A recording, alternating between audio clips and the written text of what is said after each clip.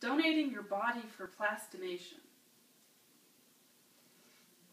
This brochure contains important information that you will need if you are thinking about donating your body for plastination. So, the heads have been put into roasting pans of the disposable aluminum variety for the same reason that chickens are put into roasting pans. You know, to catch the drippings. Everything measured. A man twists a tuft of your hair out for no reason other than you are lying naked before him. He's bored. Moments ago he was weighing your gallbladder. Then he was staring into the empty space where your lungs were. They call you an organ donor. As if something other than taxes outlast death. Not only is he positioned beneath a pool of light without the cover of clothing, he's completely devoid of skin and hair. A man stripped to nothing but bone and muscle. A man whose stomach, liver, and intestines perch like books on a shelf for all to see. Standing before a crowd of reporters and photographers, this man is more naked than most of us will ever be.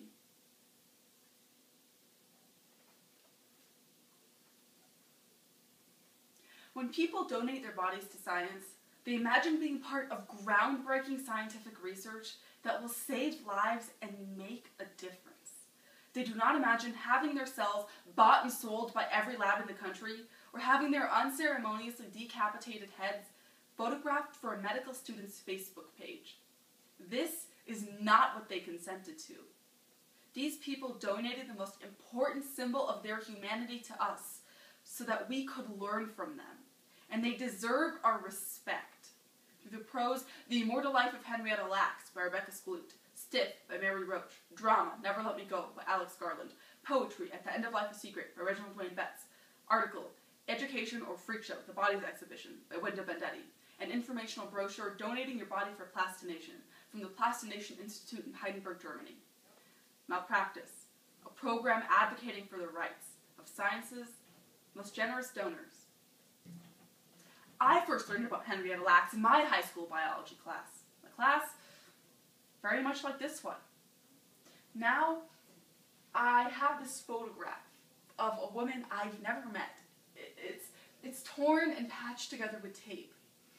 I've spent years staring at this photograph, wondering what kind of life she led, what happened to her children, how she would feel about her cells living forever, bought, sold, packaged, and shipped by the trillions to laboratories around the world. Her name was Henrietta Lacks, but she's simply known as Gila.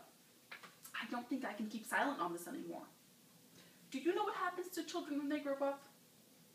No, you don't. You will become adults, but only briefly, because before you are old, before you're even middle-aged, you will begin to donate your vital organs. This is what you've been created to do. And after your third or fourth donation, your short lives will be complete. Many of those who come to the Body World exhibition have expressed their gratitude for the donors. So I'm observing a facial anatomy and facelift refresher course. The whole thing has the look of a catered reception. What I'm trying to do is think of them like wax. It's easier to think of them like objects, not people. They look like rubber Halloween masks, but they also look like heads, and my brain has no precedent for human heads on tables or roasting pans or anywhere other than, I don't know, on top of human bodies. My name is Kathy. I'm 26 years old, and I've been a carer for 7 years now. My donors have always tended to do better than expected. They're hardly ever classified as agitated, even before a fourth donation. Anyway, I'm not making any great claims for myself. The truth is, you are lucky. Me, Tommy, all of us. The donor fills out a form in which he or she explicitly declares that their body is being made available. With Henrietta unconscious on the operating table, the surgeon on duty prepared to treat her tumor. But before he did this, though no one had told her this was happening, or asked her if she wanted to be a donor. The surgeon stripped 2 dime-sized pieces off of her tumor and put them in a petri dish. Your feet are regular feet. There are 2 of them, and no mark to suggest you're ever an expert mathematician or runner of debate championships. From the time your body was carted before him to the time your body was being sent to the coffin, every pound is accounted for. So, this human head is of the same approximate size and weight as a roasted chicken. Ugh. Now, I've never been able to make this comparison before because I've never seen a head in a roasting pan before. But here are 40 of them. Therefore, Facial Anatomy and Facelift Refresher Course, sponsored by a medical center and run by half a dozen of America's most sought-after facelifters. Before today's facelifts, these heads got nose jobs in the Monday Rhinoplasty lab. Now, it's harder to justify using a cadaver to practice nose jobs, but it is still justifiable, right? I mean, cosmetic surgery exists for better or for worse, but maybe there should be like a box that you can check on your body donor form. Okay to use for cosmetic purposes. Check! In the lab, Henrietta's cells weren't merely surviving, they were thriving with a mythological intensity. Scientists divided the contents of the test tube into 2, and then 4, and then 6. Those cells grew to fill as much room as the scientists gave them, doubling every 24 hours, accumulating by the millions. Soon, scientists had thought that they had created the first immortal human cells. The true test of a cure is when a donor completes earlier than usual. Now, I'd never say I've become immune to the completions, but they are something I'm able to live with. My friend Tommy completed on his 4th donation. I've been given my notice now. My first donation is in 6 weeks. And what I'm not really sure about is whether our lives are so different from those of the people we save. We all complete, right?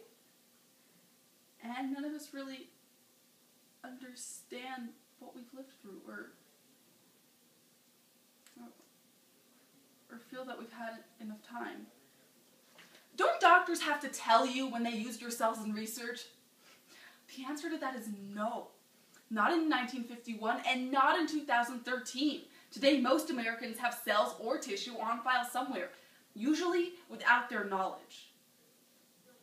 First, they remove the skin from the corpse, then they remove muscle from muscle, before finally removing the chest and abdominal walls. So I sit down at station 13 with a surgeon named Rona, and I ask her if she plans to donate her remains. To my surprise, she says no. She cites a lack of respect, and it's surprising to hear her say this because, as far as I can see, the heads are being treated with respect. I mean, if, de-loving a face can be a respectful act, I think these people are managing it, don't you? But I think what she was referring to was a few of the surgeons taking photographs with their cadaver heads.